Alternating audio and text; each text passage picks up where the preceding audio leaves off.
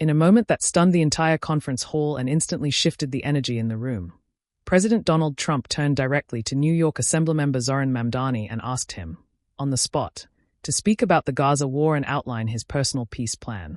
No one expected it. No one was prepared for it. And the exchange that followed has now triggered nationwide debate about U.S. leadership, Middle East diplomacy, and the risks President Trump is willing to take as he steps deeper into one of the world's most volatile conflicts. President Trump spoke with an unexpected warmth. He praised the mayor, congratulating him on what he called an incredible win, and repeatedly emphasized that they'd had a great, productive meeting. We've just had a great meeting, a really good, very productive meeting. We have one thing in common. We want this city of ours that we love to do very well. Trump talked about New York almost nostalgically, as if the city remains part of his identity. Then he pivoted to a theme he clearly intended to spotlight: the economy. Falling oil prices. Falling food prices. Walmart announcing a cheaper Thanksgiving. He wasn't simply giving updates, he was crafting a message that things are improving, and New Yorkers would soon feel the difference. Anything I do is going to be good for New York. If I can get prices down, it's good. But beneath the compliments was a careful political signal. Trump wants the public to see him as a president who can work across the aisle, even in one of the most democratic cities in the country. Whether that's cooperation or calculated strategy depends on what comes next.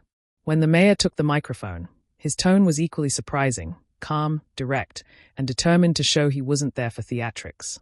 He spoke about affordability, rent, grocery prices, utilities, the everyday burdens weighing on millions of New Yorkers. And he made it clear, he wants to work with Trump. Not because they agree on every issue. Not because their politics suddenly align. But because the city's challenges are too serious for ego or division. For a moment, the room felt as if it had stepped into an alternate political reality, one where unlikely alliances form out of necessity. But when questions opened up, the temperature shifted. A reporter, referencing past tensions, asked Trump about calling the mayor a communist. The mood tightened instantly. Trump responded with a blend of humor and evasiveness. I mean, he's got views that are a little out there, but who knows? I mean, we're going to see what works, or he's going to change also. We all change. I changed a lot. He suggested the mayor might surprise people. He said he himself has changed. And he hinted that the two had discussed issues he wasn't going to get into. A line that said a great deal without revealing anything. Then the spotlight swung to the mayor. He was asked whether he regretted calling Trump a despot, a betrayer, and someone pushing a dangerous agenda. He didn't dodge. He didn't apologize. He didn't soften his past statements. He simply said that the meeting wasn't about trading insults. It was about serving New Yorkers who need results, not scorekeeping. Trump and I, we are very clear about our positions and our views, and what I really appreciate about the president is that the meeting that we had focused not on places of disagreement, which there are many, and also focused on the shared purpose that we have in serving New Yorkers. And frankly, that is something that could transform the lives of the 8.5 million people who are currently struggling under a cost of living crisis, with 1 in 4 living in poverty. But on serving New Yorkers. And with a touch of humor, he lightened the room. But then things escalated. A question came about the Middle East, Lebanon, Gaza, Syria, Hezbollah, all at once. The kind of question that can change the conversation instantly. Trump responded with sweeping, dramatic statements. We're working with Lebanon. We're working with everybody in the Middle East. That's another thing I think we have in common. We want to see peace in the Middle East, and we actually have now, for the first time, peace in the Middle East after... He spoke of enormous financial commitments from Saudi Arabia, trillions flowing into the U.S., and the possibility of peace for the first time in 3,000 years. It was bold, headline-ready, and sure to echo far beyond the conference room. The mayor followed with a quieter but emotionally grounded perspective. He said the people he represents are exhausted by endless conflict. They want peace. They want diplomacy, not destruction. They want America to stop supporting actions that violate human rights, no matter who the actor is.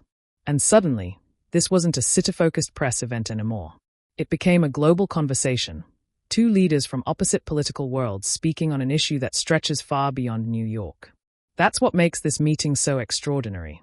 A progressive mayor and Donald Trump agreeing on anything, even briefly, would have sounded impossible not long ago. But pressure is real. The economy is unsteady. The cost of living is climbing. International conflicts are intensifying. When stakes rise high enough, Even political opposites may find themselves standing closer than expected. Whether this moment becomes a lasting partnership or just a symbolic flash, only time will tell. But one thing is certain. The smiles were real. The handshake was real. But the motivations behind them are a blend of unity and strategic calculation.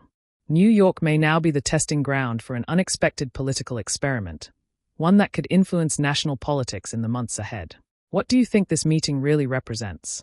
Is this genuine cooperation or strategic performance? Drop your thoughts in the comments. And don't forget to like, subscribe, and turn on notifications so you never miss the stories that shape your world. I'm Char Ice David with BV News, where clarity meets truth.